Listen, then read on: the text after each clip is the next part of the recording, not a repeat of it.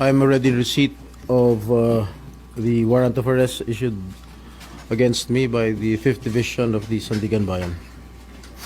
Nais ko lang pong bigyan din ang mga bagay na ito. I will remain firmly with the majority bloc under the leadership of Senate President Alan Peter Cayetano. Hindi ako matitinag sa anumang panggigipit, pananakot, political maneuvering para talikuran ang aking paninindigan. I will not yield to threats. I will not be intimidated. I will not be pressured into surrendering my independence of judgment.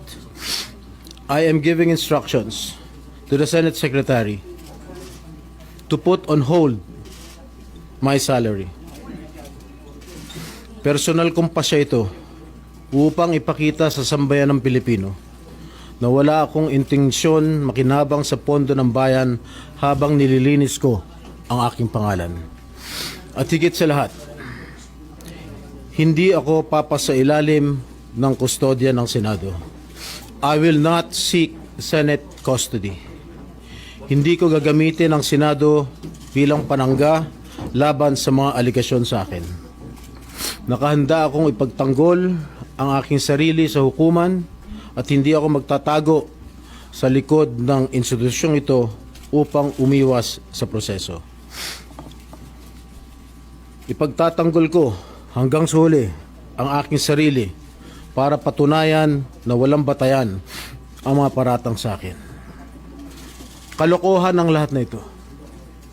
Mismo ang Senate Legislative Budget Research and Monitoring Office or yung LBRMO ang nagsabi sa ombudsman na wala silang anumang dokumento o record na nagpapakita na ako ay nagpasok ng anuman insertion sa 2025 national budget.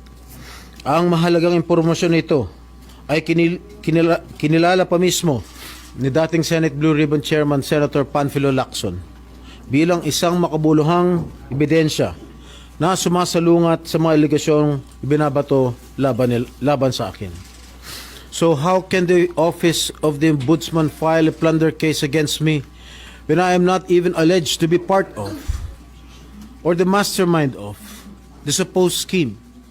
Wala po akong kinalaman dyan. Ngayon ko lang po isa sa publiko ito. Maraming beses po ako inalok na talikuran ang independent majority bloc kapalit ang pagbabasura sa aking kaso. Ngunit, hindi ko po ito tinanggap. Mas nanaig ang paninindigan ko na ako'y manatili sa hanay ng mga kasamahan ko sa independent majority bloc. I stand my ground. Ngayon kung tatanungin niyo kung sino sila, abangan ninyo ang susunod na kabanata.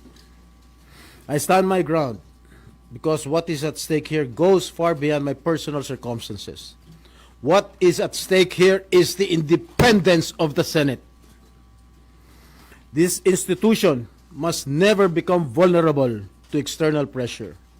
It must remain free from political coercion, free from undue influence, and free from any scheme designed to weaken its constitutional role as a co-equal and independent branch of government.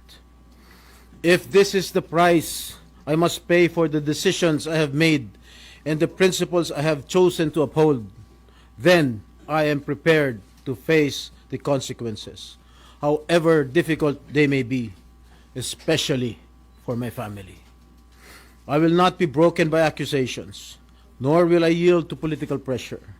I will meet these charges head on, defend my honor through due process, and place my faith in the truth.